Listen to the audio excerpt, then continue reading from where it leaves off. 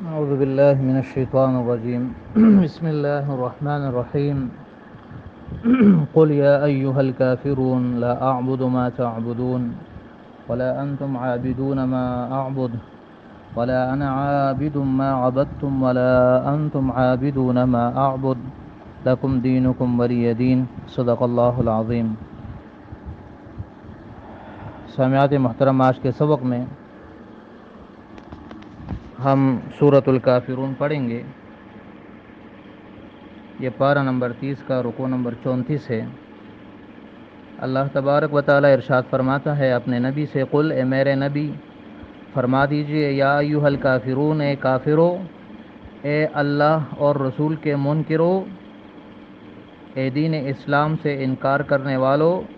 لا اعبدو،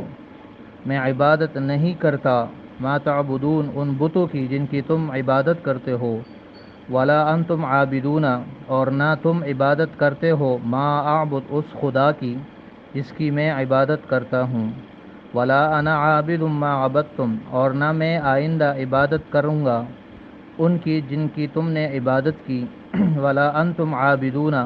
اور نہ تم عبادت کرو گے، ما اعبد، اس خدا کی جس کی میں عبادت کرتا ہوں، لکم دینکم، تمہارے لیے تمہارا دین ہے، ولی دین، اور میرے لیے میرا دین ہے۔ سامعات محترم، اس صورت میں کل عام کافروں کو دعوت ہے نبی علیہ السلام کی زبان سے کہ مجھ سے یہ توقع مت کرنا کہ میں زمانے حال میں یا زمانے مستقبل میں کبھی خدا واحد کی عبادت چھوڑ دوں گا اور بتوں کی پیروی کروں گا، کبھی بھی ایسا نہیں ہو سکتا۔ اور اس صورت کا شان نزول یہ ہے کہ کافروں نے نبی علیہ السلام سے ایک مرتبہ کہا کہ ایسا کرتے ہیں کہ تم ہمارے بتوں کی برائی چھوڑ دو، اور اگر نہیں تو پھر یوں کرتے ہیں کہ ایک سال تم ہمارے بتوں کی عبادت کرو اور اگلے سال ہم تمہارے خدا کی عبادت کریں گے۔ تو اس پر اللہ تعالیٰ نے یہ صورت اتاری اور صاف ان کو فرمایا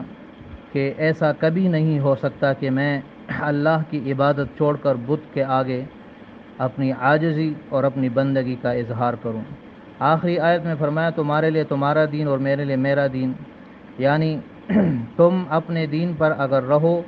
جب تم غلط دین کو نہیں چھوڑ سکتے تو میں اپنے خالص دین کو کیسے چھوڑوں۔ اور اس آیت کا مطلب یہ ہے کہ میں زبردستی تمہیں اپنے دین میں داخل نہیں کروں گا، تم میرے دین کے متعلق اگر کوئی دلیل مانگتے ہو تو میں دکھا دوں گا، لیکن تمہاری اس کہنے سے میں اپنے دین کو نہیں چھوڑوں گا۔ اس میں یہ ایک بات 2 مرتبہ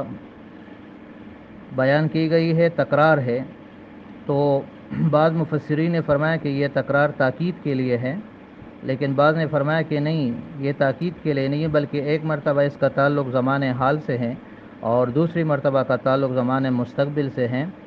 کہ اس میں کل عام کافروں کو بتایا گیا کہ کبھی مجھ سے یہ امید نہ رکھو، نہ حال کے زمانے میں اور نہ مستقبل کے زمانے میں۔ اللہ تعالی ہمیں بھی کفر، شرک سے اور تمام غیر اللہ کی عبادت سے محفوظ فرمائے اور قرآن کو سمجھنے اور اس پر عمل کرنے کی توفیق عطا فرمائے۔ صدق اللہ العظیم و صدق رسولہ النبی الکریم۔ السلام علیکم ورحمۃ اللہ وبرکاتہ۔